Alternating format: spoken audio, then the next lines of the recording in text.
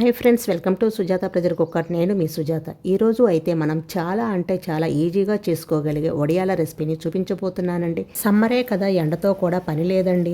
Fan గాలికే చక్కగా ఆరిపోతాయి. వడియాలు చూడండి ఎంత చక్కగా పొంగుతున్నాయో. టేస్ట్ కూడా చాలా బాగుంటాయి. మనం నువ్వులు ఇవన్నీ వేసాము కాబట్టి వాటి వల్ల మంచి ఫ్లేవర్ వస్తుంది. చాలా క్రిస్పీగా ఉంటాయి. చూశారు కదా క్రిస్పీగా ఉన్నాయో. ఇవి ఫస్ట్ టైం చేసినా కానీ వడియాలు చాలా ఈజీగా చేసుకోవచ్చు. ముందైతే మనం వడియాల పిండిని తయారు చేసుకుందాం. ఒక మిక్సీ జార్లోకి అరకప్పు బొంబాయి రవ్వ, అంటే సూజీ అంటారు కదా, ఆ రవ్వ అరకప్పు వేసుకోవాలి. ఏ కప్ అయినా, గ్లాస్ అయినా, గిన్నె అయినా తీసుకోండి. అరకప్పు బొంబాయి రవ్వకి అరకప్పు సగ్గుబియ్యం వేసుకోవాలి. మధ్యలో ఆపుకుంటూ గ్రైండ్ చేసుకోవాలి. మరి మెత్తగా అవదండి, కొంచెం బరకగా ఉంటుంది.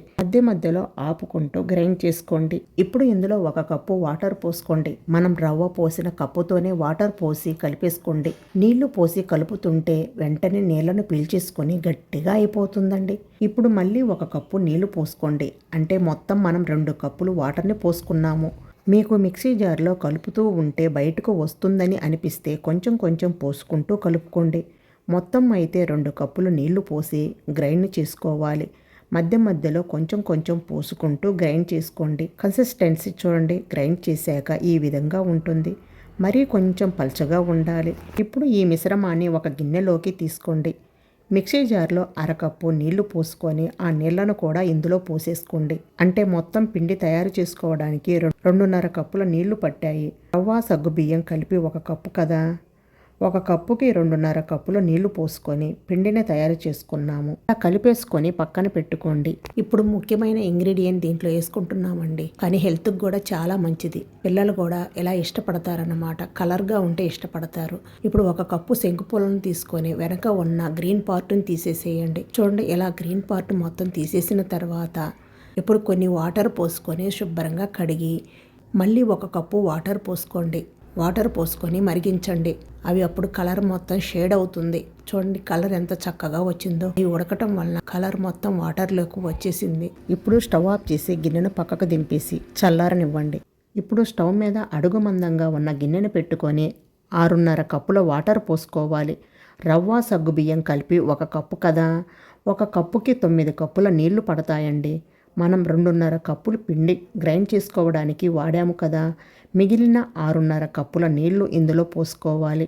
ముందుగా మనం ఉడికించుకున్న శంకుపూల వాటర్ ఉంది కదా, దాన్ని 1 కప్పు పోసుకోండి. 1 కప్పు ఇందులో పోస్తున్నాను. మొత్తం 6 కప్పులు. మరొక అర కప్పు పోస్తున్నాను. మూత పెట్టేసి మీడియం ఫ్లేమ్లో ఈ నీళ్లను మరిగించుకోవాలి. నీళ్లు మరుగుతున్నప్పుడు ఇందులో రుచికి సరిపడినంత సాల్ట్ వేసుకొని, నేనైతే 1/2 టేబుల్ స్పూన్ సాల్ట్ వేస్తున్నానండి. ఈ వడియాలకి సాల్ట్ ఎక్కువ పట్టదండి. ముందైతే 1/2 టేబుల్ స్పూన్ వేసుకోండి. తర్వాత చెక్ చేసుకొని కూడా వేసుకోవచ్చు. ముందుగా తయారు చేసుకున్న పిండిని ఇందులో పోసే ముందు ఒకసారి బాగా కలుపుకోండి. లేకపోతే పిండి అడుక్కు చేరిపోతుందండి. పోసిన వెంటనే కలిపేసుకోవాలి. పోసేటప్పుడు ఫ్రేమ్ని సిమ్లో పెట్టుకోండి. పోసిన తర్వాత ఫ్రేమ్ని మీడియంలోకి మార్చుకోండి. పోసిన వెంటనే కలుపుకోవాలి, లేదంటే ఉండకట్టేస్తుందండి. చూడండి, ఎక్కడ ఉండకట్టకుండా చక్కగా కలిసిపోయింది కదా.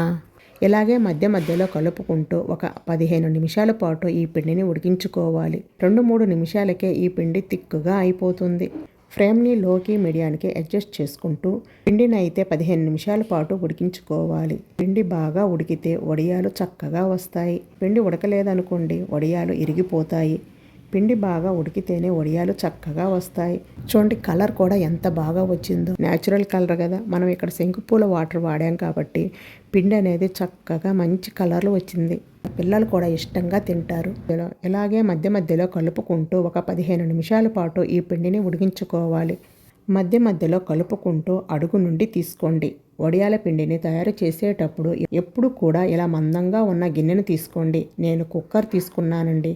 అడుగు మందంగా ఉంటే త్వరగా అడుగు పట్టుకోదు. లేదంటే పల్చగా ఉందనుకోండి, పిండి ఉడికేటప్పుడు త్వరగా అడుగు పట్టేసుకుంటుంది. పిండిని అయితే దగ్గరే ఉండి ఉడికించుకోవాలండి. మధ్యలో కలుపుకుంటూ ఉడికించుకోవాలి. మనం వడియాలని సగం సగ్గుబియ్యం, సగం రవ్వ వేసి చేస్తున్నాము కదా.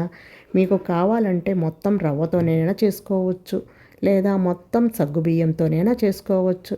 ఇలా రెండు కలిపి వడియాలు చేసుకుంటే మరింత రుచిగా ఉంటాయి. పిండి అయితే చక్కగా ఉడికిపోయింది. 15 నిమిషాల పాటు ఉడికించుకొని స్టవ్ ఆఫ్ చేసుకున్న తర్వాత 1/2 టేబుల్ స్పూన్ జీలకర్ర, అలాగే చిల్లీ ఫ్లేక్స్ వేసుకుంటున్నాను. మీ దగ్గర చిల్లీ ఫ్లేక్స్ లేకపోతే 4 ఎండుమిర్చిని గ్రైండ్ చేసి వేసుకోవచ్చు. లేదంటే పచ్చిమిర్చి అయినా కచ్చా పచ్చాగా గ్రైండ్ చేసి వేసుకోండి. 1 టేబుల్ స్పూన్ పచ్చి నువ్వులు వేసుకోండి.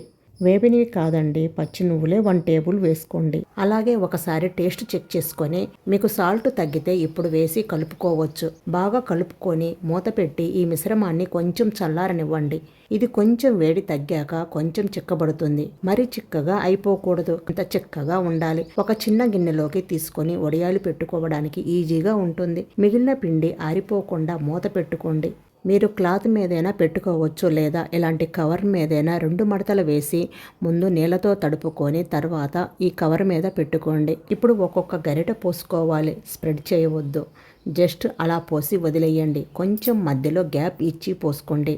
మరీ దగ్గర పోయవద్దు, కొంచెం గ్యాప్ ఇస్తూ పోసుకోవాలి. వడియాల పిండి బాగా వేడిగా ఉన్నప్పుడు కొంచెం పలచగా ఉంటుంది. కొంచెం వేడి తగ్గిన తర్వాత చూడండి, ఈ విధంగా చిక్కగా అయ్యాక వడియాలు పెట్టుకోండి. అలా అని మరీ చిక్కగా చేసుకోవద్దండి. నేనైతే వడియాలను ఇంట్లోనే పెడుతున్నాను. మీరు ఎండలోనైనా పెట్టుకోవచ్చు. ఇంట్లో అయితే ఫ్యాన్ గాలికి ఆరిపోతాయి. అన్నీ పెట్టేశాక ఫ్యాన్ని హై స్పీడ్ పెట్టేస్తే మీకు నెక్స్ట్ డే కల్లా చక్కగా ఆరిపోతాయి. నెక్స్ట్ డే కల్లా చూడండి, వడియాలు చక్కగా ఎండిపోయాయి కదా. ఇప్పుడు ఈ వడియాలని చూడండి ఎంత చక్కగా వచ్చేసాయో. మనం ఏమి చేయవసరం లేదు, వాటంతటా అవే వడియాలు వచ్చేసాయి. చూడండి ఎంత చక్కగా వచ్చాయో. అదే క్లాత్ మీద అయితే ఈ వడియాలని వెనక వైపున చేతితో నీళ్లు తీసుకుంటూ చల్లుకోవాలి. ఇలా నీళ్ళతో తడుపుకున్నామంటే వడియాలు ఈజీగా వచ్చేస్తాయి. చూడండి ఎంత పలచగా వచ్చాయో కదా. ఇలాగే మిగిలిన వడియాలన్నీ తీసుకోవాలి. ఇలా వడియాలన్నీ తీసిన తర్వాత మళ్ళీ 2-3 రోజుల పాటు ఫ్యాన్ కింద కానీ ఎండలో కానీ బాగా ఎండనివ్వాలి. ఎండ ఉన్న వాళ్ళు ఎండలో పెట్టుకోండి, లేని వాళ్ళు ఫ్యాన్ కింద ఆరబెట్టుకోండి. ఈ ఎండలో ఎండబెట్టుకున్నామంటే ఈ వడియాలు 1 ఇయర్ పాటు నిల్వ ఉంటాయి. చూడండి ఎంత చక్కగా వచ్చాయో కదా. వడియాలు చాలా బాగా వచ్చాయి పల్చగా. వడియాలు చాలా బాగా వచ్చాయి పల్చగా. టేస్ట్ కూడా చాలా బాగుంటాయండి. ఒకసారి మనం వేయించి చూద్దాం. నూనె బాగా కాగిన తర్వాతనే వేసుకోండి. అప్పుడే వడియాలు బాగా పొంగుతాయి. చక్కగా పొంగాయి కదా. రవ్వ సగ్గుబియ్యం 2 వేసాము కదా, చాలా బాగా పొంగుతాయి. ఈ వడియాలు టేస్ట్ కూడా చాలా బాగుంటాయండి. చాలా రుచిగా ఉంటాయండి. మరి ఇంకెందుకు ఆలస్యం, ఒక్కసారి ఈ రవ్వ సగ్గుబియ్యం వడియాలు మీరు కూడా తప్పకుండా ట్రై చేయండి. ట్రై చేసి టేస్ట్ మీకు ఎలా అనిపించిందో కామెంట్ రూపంలో తెలియచేయండి. ఓకే ఫ్రెండ్స్, ఈ వీడియో కనుక మీకు నచ్చినట్లయితే లైక్ చేసి మీ ఫ్రెండ్స్ అండ్ ఫ్యామిలీ మెంబర్స్కి షేర్ చేయండి. అలాగే మరిన్ని లేటెస్ట్ వీడియోల కోసం సుజాత ప్రెజర్ కుక్కర్ని తప్పకుండా సబ్స్క్రైబ్ చేసుకోండి. Thank you for watching.